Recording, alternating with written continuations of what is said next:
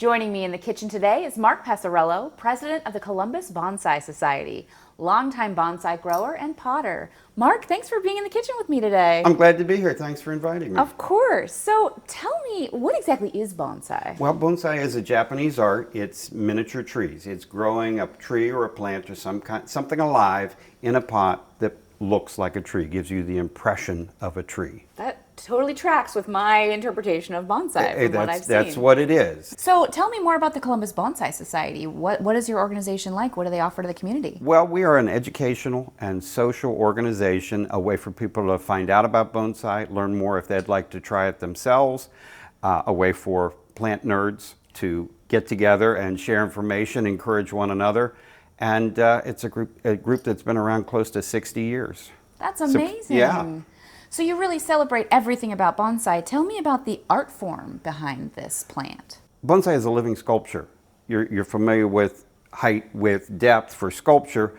Add on time, because you are dealing with a living thing that isn't going to set still. It will be continually changing and you have to maintain it. So really bonsai is two things. You're doing something with design, you're doing something with your artistic brain, and then there's the craft of it where you're keeping that plant alive and healthy. That's incredible. So you're never quite finished. It's not, oh, I'm done, let me put it on a pedestal. No, you are. It goes on a pedestal, but there's always a little tweaking. Certainly there's that ramp up phase where you start with a seedling or a cutting and you take something small and make it a little bigger and much more impressive. Mm-hmm. But then there's the maintenance phase where you still have to keep that plant healthy. Mm-hmm. It's alive. That is a key definer of a bonsai, is that it's alive. It's not one of those Ming trees with the little jade leaves that you put on the shelf and all you have to do is dust it.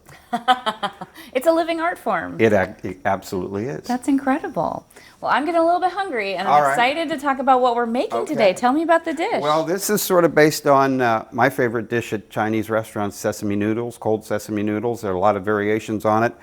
I like noodles. This goes together really quick, so it's an easy dinner to plan, or if you need a snack, spur of the moment, it's really easy to do, because usually everybody has something like this in their pantry, ready to go. I can't wait to get started. Tell us what we'll need for the recipe today. Okay. Start out with 16 ounces of pasta, 1 tablespoon oil, 1 cup creamy peanut butter, 4 tablespoons soy sauce, about 1/3 cup to 1 cup hot water, a tablespoon of rice vinegar, a tablespoon of garlic, 1 tablespoon sesame oil, a tablespoon or 2 of sriracha, a tablespoon or 2 of maple syrup or honey, red pepper flakes, chopped peanuts, 2 teaspoons chili garlic sauce.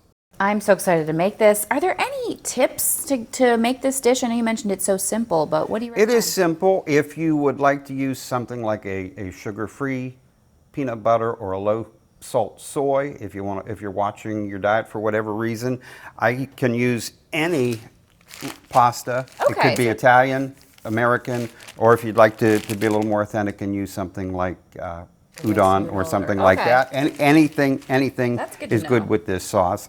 And if you happen to have any leftovers in the fridge from like a roast chicken or pork roast or anything like that, even some vegetables from last night's dinner, anything goes good on top. Great way to use up leftovers. Use leftovers and beef it up a little bit more if you want. I love that. Well, let's get started. What's the first step? Very good. Let's start cooking our pasta. We have some water boiling here. Okay. And we'll careful. Watch my fingers.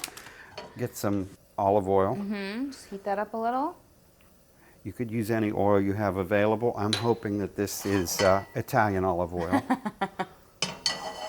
And we have some garlic. Now, chopped garlic. Freshly chopped garlic. I don't know about you, but I like garlic. So we're going to use all of it. Whenever a recipe calls for a certain number of cloves, I just double it. It is an Asian recipe, but an Italian cook. So that's a small amount of fusion. garlic. I'm going to hand that over to you.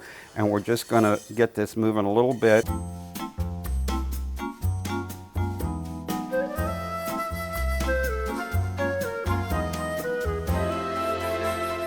Once you get your garlic nicely softened, what happens next? We're going to start with some of our sauce ingredients. And we're going to add just a little bit of warm water. And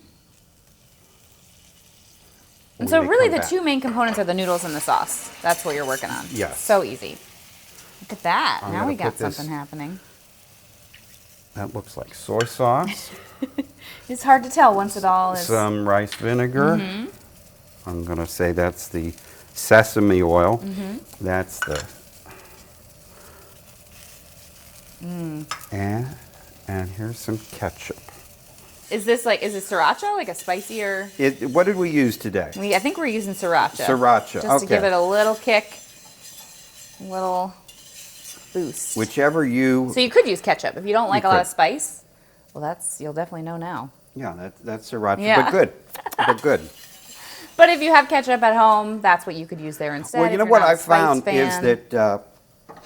found is that tasting it like out of the dish or out of the bottle, it's going to taste really hot. Yeah. But once you mix it with all the other items and you get it all over your noodles, it will sort of mellow. Well, and it sounds like this dish is very customizable to your spice level. Absolutely. I think make it once the way. That's pretty good advice for most recipes. Follow the recipe one time. And then see what you think. Yeah. Get that peanut butter in there. And I'm going to turn this way down so we You don't... just want that to kind of melt and thicken. Yeah. You can mix this as much as you want, but once we dump the noodles in, going to be the heat. Yeah, and coats the noodles. And so what's your practice here? Do you add noodles to sauce or sauce to noodles? What's your philosophy? My philosophy is the fewer pans you have to... So you don't want to get a bowl out. You don't. So it can be mixed up. All of it can be mixed up Yeah. here. If you decide to be lazy and not saute your garlic, if you use like the garlic powder, that's the really easy way. Okay. But there's nothing like fresh garlic. And as this is real thick, do you add more water or do you reserve You can. pasta water? Or? Yes, Yeah? I do that trick of reserving the pasta water because once it sits for a while, it will start to get Clump together. up, yeah. It will clump up. It looks so great. It's a pretty color. It's almost caramelized. I was just thinking it kind of looks like that. Well, why don't you tell me some other ways that people can experience the Columbus Bonsai Society while we wait for our noodles? Well, what an excellent segue. That's why you're the professional. As I said, it's a social organization, so there are monthly meetings. You don't have to be a member to come to meetings. We welcome guests, and usually there's some sort of organized program going on, whether we bring in an expert to present on various topics. A lot of times guest artists will come and we will spend some money on a piece of plant material and they'll do some initial styling, or they'll run a workshop. So workshops are oftentimes a good way for somebody who's curious to get started, because you'll get instruction and you end up with a bonsai tree. Absolutely. Do they get to go home with their bonsai? At most workshops, yes. That's Now great. and sometimes we have done workshops in the past where we had someone come in who was knowledgeable about Japanese scroll painting. Oh, and they learned wow. painting techniques and went home with a scroll. Last couple of years in January, when it's hard to work on plants or anything like that, we'll do a pottery workshop. So people have made their own pots. Wow, so there's a lot of adjacent artwork that goes There along with is, it. you know what? Yes, there is a lot of things go along with it, and you learn these sort of nerd rabbit holes you go down. Part of displaying a bonsai in a formal setting is you make sort of a triangle. The tree will be in one place. There'll be a smaller item like called an accent plant in one place here, and you make a triangle with a scroll or another vertical element.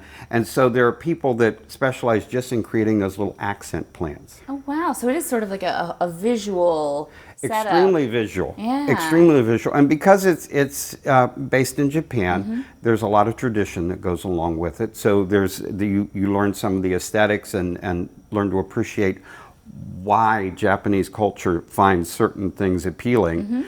But what's interesting too is that there's bonsai going on every continent. Really? And what's to me really interesting is that people who are doing bonsai have looked around them, find the things that live in their area, and are practicing bonsai on them. So it is an evolving art too, in that you're taking the Japanese basis, Right. a tree in a container, and using whatever you see around you. So Right. native species wherever people live. That's wonderful. How did you get into bonsai? Well, I have always been a plant person. I also had an interest in Japanese culture and history. We had been talking before about the Karate Kid movie. That is What- my entry point to bonsai. Right, and my sort of media touch point was the original Shogun miniseries. Of course. Seeing that view into Japan was like, that's fascinating. So at some point, of course, being interested in that culture and also being interested in plants, Yeah. it was inevitable. Right? It was that's inevitable. wonderful. Great. Well, let's see. How are we doing on our noodles? I think that we They might getting be there? almost there.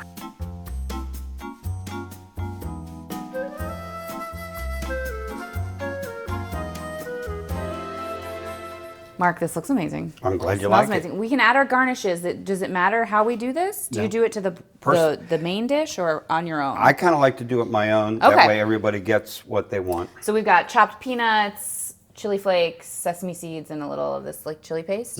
Okay, great. Before we dig in, and our mouths are full of delicious noodles, what's right. one more thing you'd like people to know about the Columbus Bonsai Just a Society? couple reminders about how to find us. There's a website, columbusbonsai.org. We have a Facebook group, and our events and what's going on are always posted there, and also some pictures to keep you inspired. Look for us out in the community. We participate in things like the Upper Arlington Arts Festival on Labor Day weekend. We have an info booth. Every year we do an annual show, so come look for that. You can walk around, see bonsai on display. We have vendors, we have workshops, we have demos. So if you are curious, we're here to answer questions and tell you everything you want to know. Wonderful. Sounds like there's lots of ways for people to get involved. Absolutely. I think we should eat some noodles. Let's get involved All right, with noodles. Maybe we need to like scoop some out. Oh. They're a bit They're nice long. and thick. Yeah. They'll be extra flavorful. This would feed a crowd. It would. And it's just so easy, and you're right, like pantry items and real flexible. Okay, I'm gonna do a little garnish. Peanuts? May I? Sprinkle that on. Peanuts give you sort of a pad thai flavor. Yeah, a little sesame. I love these black and white sesame seeds. I'm gonna. And you could add any other greens or scallions or No, whatever. now I'm wishing we had sautéed some shrimps. Ooh, that'd be good. A little chili flake. All right, let's give it a taste. Got to do that noodle twist. What do you think? So good. I'm glad you like it.